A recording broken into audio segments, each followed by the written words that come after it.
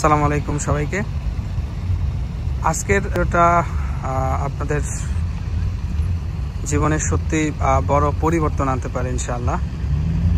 কারণ আমি আজকে অত্যন্ত গুরুত্বপূর্ণ একটা বিষয় নিয়ে আমরা কথা বলবো। কথাটা হচ্ছে মাইন্ডলেস স্ক্রলিং নিয়ে। এই একটা অভ্যাস আমাদের জীবনে সবচেয়ে মূল্যবান সম্পদ। সময়টাকে আসলে চুপি চুপি বলা যায় যে খেয়ে ফেলছে। আপনি যদি একজন স্টুডেন্ট হন বা একজন কর্মজীবী হন বা ঘরে বসেই কাজ করেন, এরকম যদি কেউ হন, তাহলে আমি বলবো যে আজকে আমার এই কথাগুলো প্রত্যেকটা মেসেজই আপনার জন্য অনেক গুরুত্বপূর্ণ। আচ্ছা, একবার নিজেকে প্রশ্ন করেন তো যে আসলে আপনি আজকে কত সময় স্ক্রল করেছেন? 1 ঘন্টা, 3 ঘন্টা, 5 ঘন্টা, নাকি আপনি জানেনই না? এনিওয়ে, যদি আপনি না জানেন তাহলে বুঝে নিন আপনি নিজেই নিজের সময়ের উপর নিয়ন্ত্রণ হারাচ্ছেন। এটি হচ্ছে মডার্ন ডিজিটাল অ্যাডিকশনের প্রথম লক্ষণ বলা যায় আর কি। ওকে, তো বর্তমান বিশ্বে আসলে আমরা সবাই কোনো না কোনো সোশ্যাল মিডিয়ার সাথে যুক্ত।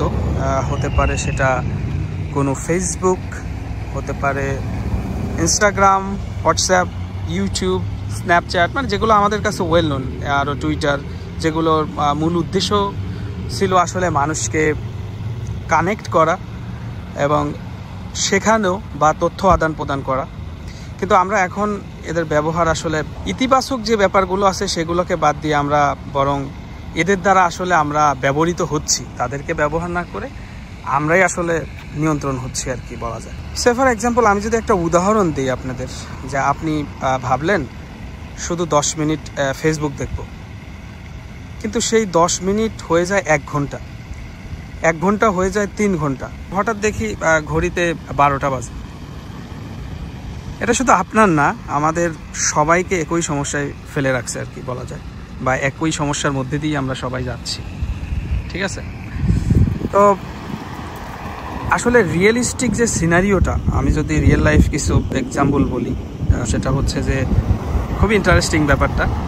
ধরেন আপনি একজন স্টুডেন্ট, আপনি টিউশনি করান। আমরা অনেক স্টুডেন্ট যারা ইউনিভার্সিটি, কলেজ বা হোয়াটএভার প্রতিষ্ঠানে পড়ি, তারা অনেক সময় টিউশনি করি নিজেদের প্রয়োজনীয় তাগিদেই। আপনি টিউশনি থেকে বাসায় আসলেন, ফিরে আসলেন, এসে মনে করেন আপনি রেস্ট নেওয়ার জন্য বসলেন। তো এমন সময় ফোনে একটা নোটিফিকেশন আসলো, your friend posted a new photo. তো আপনি ভাবলেন চলো দেখি আসলে কি ফটো। ফেসবুকে ঢুকলেন এবং স্ক্রল করতে এক সময় রিলসে চলে গেলেন। তারপর এক ভিডিও থেকে আরেক ভিডিও, এক পোস্ট থেকে আরেক পোস্ট, কিলোমিটারের উপর কিলোমিটার আপনি স্ক্রলিং শুরু করলেন। মানে আপনার আনমনায় আপনি স্ক্রলিং করে যাচ্ছেন। শেষে দেখলেন আপনার মাথা লেগে গেছে বা চোখ মাথা লেগে আসছে। ঘড়ির দিকে হঠাৎ করে তাকিয়ে দেখলেন যে আপনার মাথা কানের সাথে সাথে আপনার সময়েরও 12টা বেজে গেছে, বা ঘড়ি 11টা বাজে, এরকম কিছু। আপনি চিন্তা করলেন, হায় হায়, আমার তো বই খোলা হয়নি, অ্যাসাইনমেন্ট করা হয়নি, আগামীকাল আমার ক্লাস টেস্ট, সেটা পড়া হয় নাই, আমার রুম গোছানো হয়নি, ইত্যাদি ইত্যাদি। ইভেন এমনকি ইন্টারেস্টিং থিং হচ্ছে, আপনি যেই সুন্দর কাপড় পরে বাইরে গিয়েছিলেন সেই কাপড়টাও আপনি এখনও চেঞ্জ করেন নাই। ওকে, আপনার মস্তিষ্ক কিন্তু তখন অনেক ক্লান্ত। ঠিক আছে, এটা অনেক পরিচিত লাগছে আমাদের, তাই না? ইয়াস, 90% মানুষই এই লুপে আটকে রয়েছে আমরা। এখন আসলে যদি আমি কিছু সায়েন্টিফিক ব্যাখ্যা বলি আর কি, বা স্ক্রলিং অ্যাডিকশনের উপরে যে সায়েন্টিফিক যে ব্যাপারগুলো আছে, আমরা কেন স্ক্রলিং আসলে থামাতে পারি না, এর বিজ্ঞানসম্মত কিছু ব্যাপার আছে। যেমন ডোপামিন লুপ। আমি যদি 1 নাম্বার একটা ব্যাপার বলি, যে ডোপামিন লুপ বা রিওয়ার্ড সাইকেল আমরা বলি, প্রতি স্ক্রলে আপনার মস্তিষ্কে ছোট ছোট হ্যাপিনেস হরমোন রিলিজ হয় আর কি। এটি আপনাকে বারবার স্ক্রল করতে বাধ্য করে। 2 নাম্বার যদি বলি, যে অ্যাটেনশন স্প্যান ড্রপস করে আর কি, যেটা গবেষণায় দেখা গেছে যে অতিরিক্ত স্ক্রলিং আমাদের মনোযোগ, মস্তিষ্ক ক্ষমতাকে 25% পর্যন্ত রিডিউস করতে পারে। তারপর আরও একটা কারণ যদি আমরা বলি যে সোশ্যাল কম্প্যারিজন স্ট্রেস। মনে করেন আপনি দেখলেন আপনার ইনস্টাগ্রাম বা ফেসবুকে অন্যদের পারফেক্ট লাইফ, আপনার বন্ধু অনেক সুন্দর লাইফ লিড করছে, আপনার অনেক সুন্দর লাইফ লিড করছে, আপনি তাদের সাথে কম্প্যারিজন করে বসেন, তখন আপনার নিজের কাছে অনেক দুর্বল মনে হয়। ঠিক আছে, আপনি চিন্তা করেন যে ওর জীবনে এটা আছে, আমার জীবনে এটা নাই, ওর মতো যদি আমার জীবন হইতো। এই যে আপনার এংজাইটি এবং ডিপ্রেশনকে আপনি অটোমেটিক্যালি ইনক্রিজ করে ফেলতেছেন। যদি আরও একটা কারণ বলি যে স্ক্রিন টাইম। আপনি স্ক্রিন টাইম একটার পর একটা যখন কন্টেন্ট দেখে আমরা এজ এ হিউম্যান, আমাদের মস্তিষ্ক অনেক ক্লান্ত হয়ে পড়ে। এই কারণে আপনি রাতে ঘুমাতে পারবেন না, আপনার ঘুমানো অনেক ডিস্টার্ব হবে। তো এখন আসেন যে আমি আসলে যে বিষয়গুলো বললাম বা এর কনসিকুয়েন্সটা আসলে কি, বা আউটকাম বা ফলাফলগুলো কি দাঁড়ায়। আসলে কনসিকুয়েন্সগুলো এরকম হতে পারে যে আপনার প্রোডাক্টিভিটি কমে যেতে পারে, কনসেন্ট্রেশন নষ্ট হতে পারে, পড়াশোনায় আপনি পিছিয়ে পড়তে পারেন, আপনার নতুন স্কিল, কোনো কিছু ইনোভেটিভ কোনো কিছু শেখার যে মানসিকতা সেটা নষ্ট হয়ে যেতে পারে, মানসিক প্রচণ্ড প্রেশার হতে পারে, আপনার ঘুমের সমস্যা হতে পারে, আপনার টাইমিং যে সিস্টেম আমাদের বলা হয় আর কি, সেটা সম্পূর্ণরূপে ভেঙে পড়তে পারে। সব মিলিয়ে আসলে আপনার ভবিষ্যৎ, স্বপ্ন, ক্যারিয়ার বলা যায় যে চরমভাবে ক্ষতিগ্রস্ত হয়। তো এখন আসেন আসলে আমাদের অনেক কথাই তো বললাম, তো আমাদের সলিউশন কি। আমি আসলে মূল মেসেজটা যে আমি আমার কিছু টেকনিক আছে যেটা দিয়ে আসলে আমি আমার পার্সোনাল লাইফেও অনেক উপকার পেয়েছি আর কি, এরকম কিছু সলিউশন স্ট্র্যাটেজি আপনাদের সাথে শেয়ার করব। এই প্র্যাকটিক্যাল টিপসগুলো আমি অনেক পার্সোনালি আসলে কিছু ব্যাপার অ্যানালাইসিস করে এবং বাস্তব জীবনে অ্যাপ্লাই করেও আমি কিছু উপকার পেয়েছি। You can try, I think আপনিও অনেক ভালো উপকার পাবেন। যেমন আমরা এক নাম্বার যদি বলি যে আমরা সোশ্যাল মিডিয়ার যে অ্যাপসগুলো আছে আমাদের, সেইগুলোকে আমরা আমাদের যে ফোন আছে, ফোনে আমরা ইজি গোয়িং করে রাখি, বা স্ক্রিন লকটা ওপেন করলে সাথে সাথে আমাদের আনমনা আমাদের আঙুলটা হচ্ছে ফেসবুক অ্যাপসের উপর ক্লিক করে ফেলি, বা কেন করছি সেটা আসলে আমরা জানি না।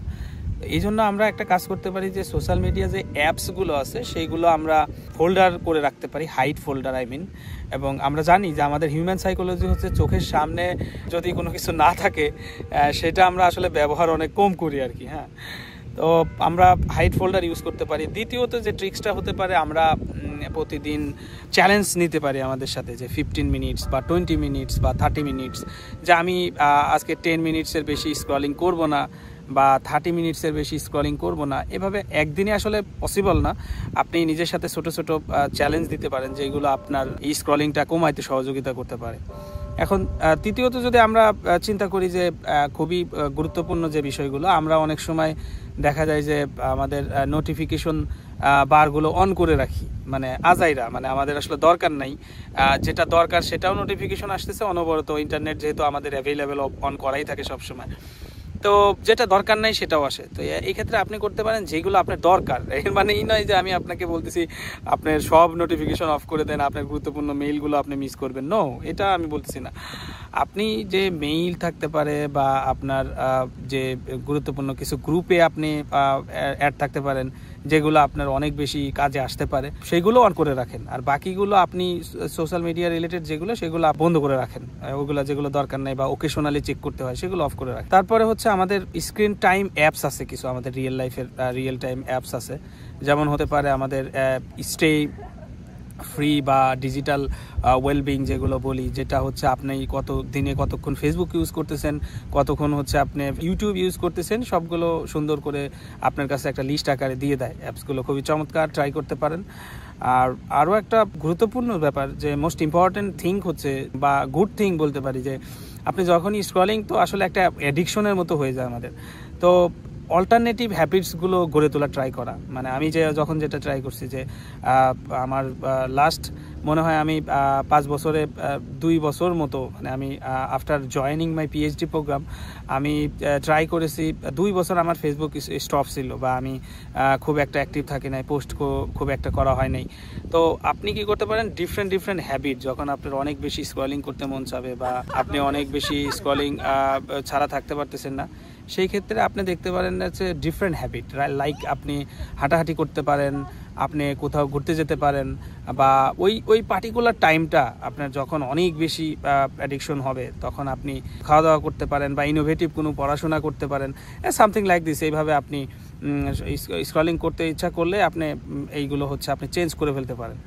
এখন যদি বলি যে ফাইনাল ইয়াটা কি, মেসেজটা কি, বা ফাইনালি আমরা আসলে যদি মাইন্ডলেস স্ক্রলিংটা যদি আমরা অভ্যাসটাকে বাদ দিতে চাই, সেক্ষেত্রে আসলে আমরা যদি বাদ দিতে পারি এই সমাধানগুলো বা ট্রিক্সগুলো ইউজ করে, তাহলে আমাদের বাস্তব জীবনে আসলে কি পরিবর্তন আসতে পারে, সেই পরিবর্তনগুলো খুবই পজিটিভ এবং আমাদের লাইফে অনেক বেশি ইম্প্যাক্টফুল হতে পারে। যেমন আমাদের ফোকাস অনেক বেড়ে যেতে পারে, লাইফের ফোকাসটা আমি কোন দিকে আমি looking forward to very positive thinking, আমার এই জিনিসগুলো সুন্দর হতে পারে, আমার লাইফটা প্রোডাক্টিভ হতে পারে, এবং আমার মানসিক যে শান্তি যেটাকে বলে মানসিক শান্তি বেড়ে যেতে পারে, বা সুন্দর মানসিক মেন্টালি স্ট্রেস ফ্রি থাকতে পারি, আমাদের ঘুম ভালো হতে পারে, এবং আমার যে লাইফে যে কাজগুলো ছিল বা স্ট্যাক হয়ে থাকতো বা আমি সিদ্ধান্ত নিতে পারতাম না, ডিসিশন মেকিংয়ে আপনার অনেক গতি বাড়তে পারে, আপনার কাজের গতি বাড়তে পারে, এবং ফাইনালি আপনার আত্মবিশ্বাস অনেকাংশেই বেড়ে যাবে। আপনার জীবনকে তখন হচ্ছে আপনি নিজেই ইনশাল্লাহ দেখা যাচ্ছে যে মানে সোশ্যাল মিডিয়া অ্যাপস দ্বারা আপনি নিয়ন্ত্রিত হবেন না, আপনি তখন আপনার জীবনটাকে অনেক সুন্দর নিজেই নিজের নিয়ন্ত্রণ করতে পারবেন। আশা করি আপনাদের সবার অনেক ভালো লেগেছে। আলহামদুলিল্লাহ, আমার এই ছোট ট্রিক্স বা এই ক্ষুদ্র প্রচেষ্টা যদি কারো কোনো কাজে আসে, বা আপনি যদি মনে করেন যে এই আমার ছোট্ট মেসেজ কারো জীবন পরিবর্তন করতে পারে বা আপনারও কিছু উপকার হয়েছে, তাহলে অবশ্যই আপনি আপনার ফ্রেন্ডস, ফ্যামিলি এদেরকে আপনি ট্যাগ করতে পারেন বা তাদের কাছে আপনি মেসেজটা পৌঁছায় দিতে পারেন। হয়তো আমার এই ছোট্ট মেসেজ কারো জীবনে অনেক বড় পরিবর্তন নিয়ে আসতে পারে, সেটাই আমার সফলতা, সেটাই আমার চাওয়া। তো আজকে এই পর্যন্তই, সবাই ভালো থাকবেন। অন্য কোনো দিন অন্য কোনো বিষয় নিয়ে কথা হবে ইনশাআল্লাহ। আসসালামু আলাইকুম।